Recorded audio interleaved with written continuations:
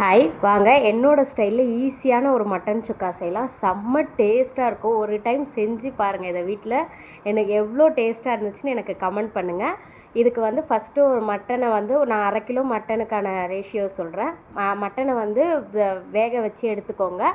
அதுக்கப்புறம் ஒரு பேனில் வந்து ட்ரை ரோஸ்ட் தான் எல்லாமே பண்ண போகிறோம். 2 டேபிள் ஸ்பூன் தனியா, 2 ஸ்பூன் கடு மிளகு, 2 ஸ்பூன் ஜீரகம், அதுக்கப்புறம் கொஞ்சோண்டு சோம்பு, 4 வரமிளகாய் ஸ்பைசஸ்க்கு ஏற்ற மாதிரி நல்லா ட்ரை ரோஸ்ட் பண்ணி வச்சுக்கோங்க.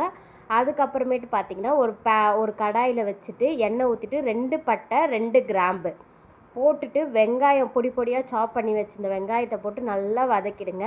இதுக்கு டேஸ்ட்டு கொடுக்கறதே வந்து இஞ்சி பூண்டு தான். இஞ்சி பூண்டை வந்து மிக்சியில் அரைக்காமல் தட்டி சேர்த்துக்கோங்க. நல்லா இடிச்சிட்டு இஞ்சி பூண்டு 2த்தையும் இடிச்சிட்டு சேர்த்துக்கோங்க. வெங்காயம் நல்லா வதங்கினதுக்கப்புறம் கறியை வந்து போட்டுட்டு அது கூடயே வதக்குங்க.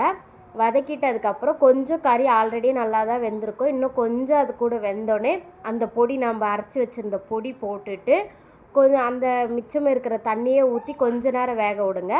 வேக விட்டதுக்கு அப்புறமேட்டு வந்து பார்த்திங்கன்னா கொஞ்சோண்டு தேவைக்கு ஏற்ப உப்பு போட்டுக்கோங்க. உப்பு போட்டுட்டு கொஞ்சோண்டு கலருக்காக காஷ்மீரி மிளகாத்தூள் போட்டுக்கோங்க, சில்லி பவுடரு.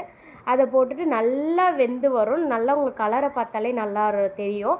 அதுக்கப்புறமேட்டு கொஞ்சோண்டு கொத்தமல்லி போட்டுட்டு இறக்கிடுங்க. இது செம்ம டேஸ்ட்டாக இருக்கும். வீட்டில் ட்ரை பண்ணி பாருங்கள். தேங்க்யூ.